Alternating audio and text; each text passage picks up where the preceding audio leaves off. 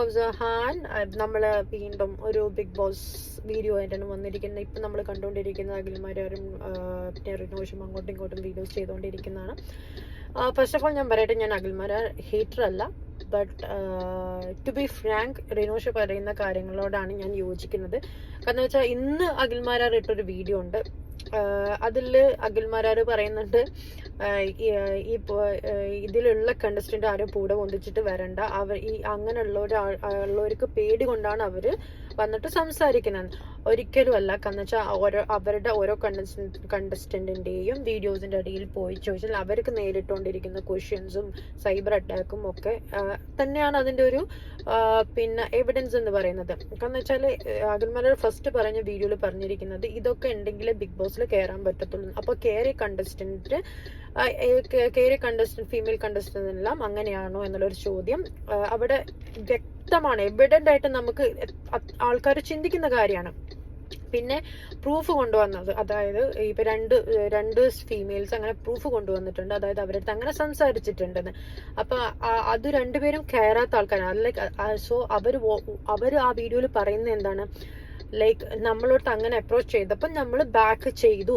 അപ്പം ഈ ഒരു രണ്ട് പ്രൂഫ് കൊണ്ടുവരുമ്പം എന്താണ് ആൾക്കാർ ചിന്തിക്കേണ്ടത്? ഇതിനുള്ളിൽ കയറിയ ആൾക്കാരൊക്കെ, എന്റെ മൈൻഡിൽ അങ്ങനെയാട്ടോ പോയത്, കയറിയ ആൾക്കാരൊക്കെ ഇങ്ങനെ ഒരു അഡ്ജസ്റ്റ്മെന്റിന് തയ്യാറായിട്ട് ഒന്നെങ്കിൽ അവരുടെ സാലറിയുടെ ഒരു ലൈക്ക് പാർട്ട് അവർക്ക് കൊടുക്കുക, അല്ലെങ്കിൽ ഒപ്പം പോയി കിടന്നിട്ടാണ് അതിൻ്റെ ഉള്ളിൽ കയറിയെന്നുള്ള തോട്ട് തന്നെയാണ് മൈൻഡിൽ വരിക. പക്ഷെ ഇങ്ങനെ ഈ രണ്ട് സ്ത്രീകൾ പ്രൂഫ് കൊണ്ടുവന്നിട്ട് അങ്ങനെ ഒരു ബിഹേവിയർ ഈശ്വരന്റെ സൈഡിൽ നിന്ന് ഉണ്ടായിട്ടുണ്ടെങ്കിൽ ഓഫ് കോഴ്സ് അതിനെതിരെ ആക്ഷൻ എടുക്കണം. അത് തന്നെയാണ് റിനോഷ് പറയുന്നത്.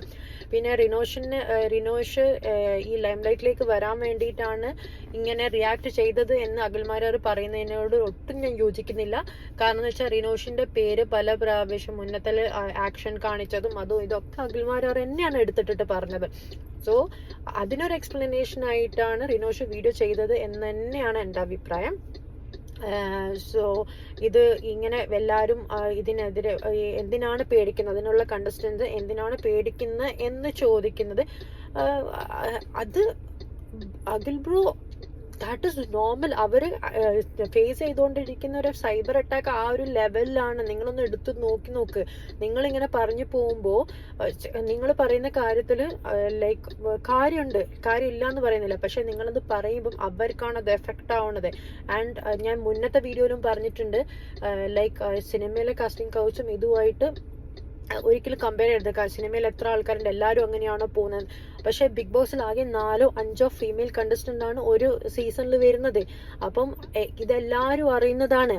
അപ്പം അതും ഇതുമായിട്ട് കമ്പയർ ചെയ്യുന്നതിൽ ഒരു ഇതും ഇല്ല എന്നാണ്, ലൈക്ക് ഒരു എന്താ പറയാ, വാലിഡ് ആണെന്ന് എനിക്ക് തോന്നുന്നില്ല. And I stand with Rinosh പറയുന്ന കാര്യങ്ങളോട് ഞാൻ യോജിക്കുന്നു. കാരണം വെച്ചാൽ എനിക്ക് തോന്നുന്നില്ല റിനോഷ് എന്നൊരു ക്യാരക്ടർ ലൈം ലൈറ്റിന് വേണ്ടിയിട്ടാണ് വീഡിയോസ് വന്ന് ചെയ്യുന്നതെന്നുള്ള ഒരു അഭിപ്രായം എനിക്ക് ഒട്ടുമില്ല, തീരെയില്ല.